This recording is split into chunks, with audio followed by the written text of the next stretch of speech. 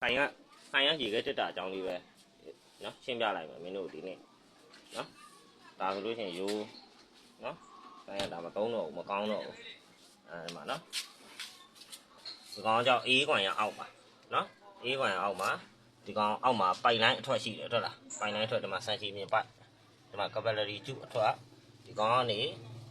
အဲ့ကွန်ပရက်ဆာရှိတယ်ကွာကွန်ပရက်ဆာကနေအပူကွန်လာမယ်အပူကွန်ရဘေးဒီဘေးဘက်တွေဖြစ်မယ်ဒီလိုဘေးဘက်တွေပါဖြစ်မယ်နောက်ဘက်တွေဖြစ်နော်အဲ့ကွန်ပရက်ဆာပြီးတာနဲ့အပူကွန်လာတယ်အပူကွန်ကနေပူပြီးတော့ဖြတ်ပြီးဆိုတာနဲ့စကားသီးလာမယ်စကားသီးကနေဖီအားလျှော့တော့မယ်စကားသီးကနေဖီအားလျှော့တယ်ဒီမှာဆန်ချီမြင်ပိုက်လာမယ်နော်ဆန်ချီမြင်ပိုက်အဲ့ဆန်ချီမြင်ပိုက်ကနေတောက်လျှောက်သွားလို့ရှိရင်ဒီအပေါ်ကနေဒါစအေးပြီအေးတဲ့ခါ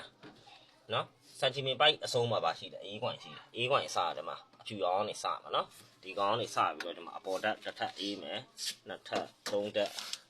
လေးထပ်ဒီအောက်ဆုံးထိဒီမှာတော့လားဒီကနေပြန်ထွက်ပြီးတော့ကွန်ပရက်ဆာတွေကိုပြန်ဝင်တာဟုတ်တယ်နော်ကွန်ပရက်ဆာတွေကနေပြန်ပြီးတော့ဖီအားပြန်နှင်းလိုက်တယ်နှင်းရင်ဘေးဘက်တွေမှာပူမယ်ပူပြီးရင်စကားသီးလာမယ်စကားသီးလာပြီးရင်ဆန်ချီမြင်ပိုက်လာမယ်ဆန်ချီမြင်ပိုက်အဆုံးမှာအေးကွန်ရအထဲဝင်ဒါအဲ့ပုံစံမျိုးဖြစ်တယ်နော်ကျန်တဲ့ဖန်တိုက်တွေမဟုတ်သေးဘူးဖန်တိုက်တွေတိုင်းဖန်တိုက်တွေဗီဒီယိုထပ်ပြောပါနော်ဖန်တိုက်ရယ်ကျန်တဲ့သဘောတရားအကုန်တူပဲလာနောက်ဘက်လာကြည့်လားအဲ့ရ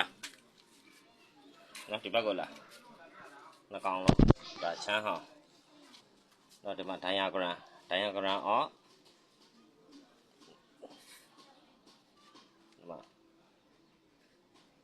မိထိုးပေးတာမမြင်အောင်နော်ဒီမှာတိုက်ဆိုလို့ရှိရင်ဒီမှာတွေ့တော့ဒါမော်ဒယ်ကိုပြောတာကွာ CDDF 225 DS6 ဆိုတာဒါချမ်းဟောင်းရဲ့တွေ့တယ်နော်မော်ဒယ်နံပါတ်ပြီးလို့ရှိရင်ဒါ voltage ဒီမှာအကောင်းဆက်သေချာလိုက်ကြည့်ရအောင်ဒီမှာ voltage ကကြတော့ငါတို့ဒီမှာပို့က220နဲ့450ပို့ကြမှာသုံးဒါ220သုံးတဲ့ကောင်းတယ်အိတ်သုံး1တန်းနေမဟုတ်မင်းတို့ခံသုံးကြမလို့220ပို့ရည်ကြီးပဲ frequency ကကြတော့ဒီမှာ50 Hz ရည်ကြီးပဲငါတို့ဒီနိုင်ငံမှာ50 Hz ပဲနော် total input power ဒါစုစုပေါင်းဒီထဲဝင်တဲ့ power unit power ဆိုလို့ရှိရင်ဗာလဲ1နဲ့3တယ်ဒီကောင်watt 90ရှိတယ်ဒီကောင်watt 90ပဲရှိတယ်ဘယ်လောက်မှမရှိဘူးနော် freezer ပုံစံမျိုးလေးထုတ်တာနော်ပြီးလို့ရှိရင် electricity consumption နော်ဒါကကြတော့လျှက်စစ်ဆက်သွယ်မှုဘာညာနဲ့ဒီကောင်ကကြတော့ဘယ်လောက်လဲဆိုတော့24နာရီမှာ 0.69 kilowatt per hour ဒီကောင်24နာရီမှာဒါထားပါနော်ဘယ်လောက်နော်ဒီကောင်တို့24နာရီမှာဘယ်လောက်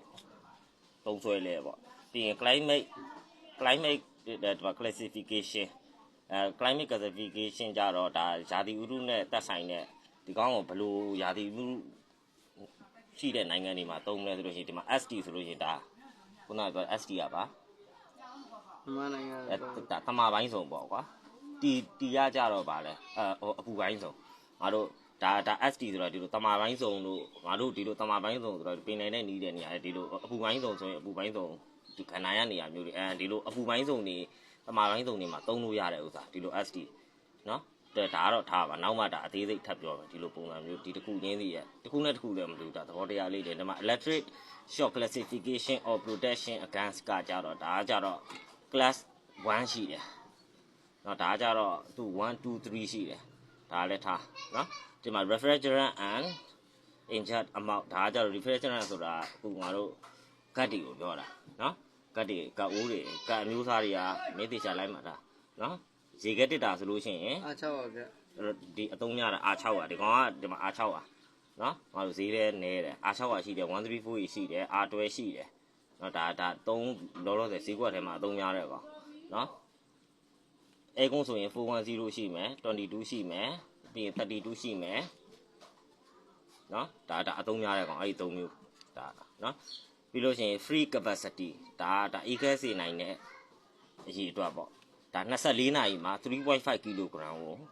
ကအေးခဲစေနိုင်တယ်ထည့်ချင်တော့ထည့်လို့မရဘူးကွာသူ24နာရီမှာအေးခဲစေနိုင်တဲ့ပမာဏ 3.5 kg လောက်ပဲရှိတယ်အဲ့ဒီပုံစံမျိုးပေါ့တချို့ကောင်တွေဆိုအဲ့တက်ပူများတယ်များတဲ့ကောင်တွေ freezer တို့ပါလို့ဆိုလို့ရှိရင်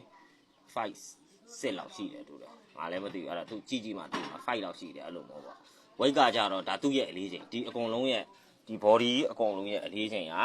51 kg လောက်ရှိတယ်တဲ့နော် အေးခိုင်းနေတဲ့ဥစ္စာ 3.5 ဆိုတော့ဒီအလေးချင်းအကုန်လုံးညတွေ့တာအလေးပဲဒါ Day of Protection 2014ကထုတ်တာတော့နော်ဒါ CDN နံပါတ်ဒါ diagram လည်းဘာမှမရှုပ်ဘူးနော်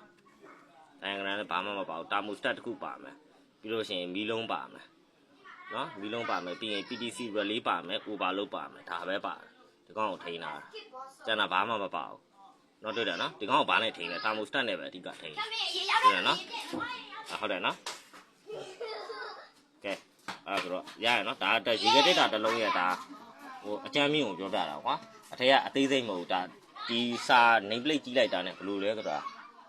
သဘောတရားရှင်းပြနိုင်ရမှာအဲ့ပုံစံမျိုးအဲကွန်းဆိုလဲအဲကွန်းနော်ကဲကျေးဇူးတင်ပါနော်မင်းရွှေစင်ဗီဒီယိုထုတ်လို့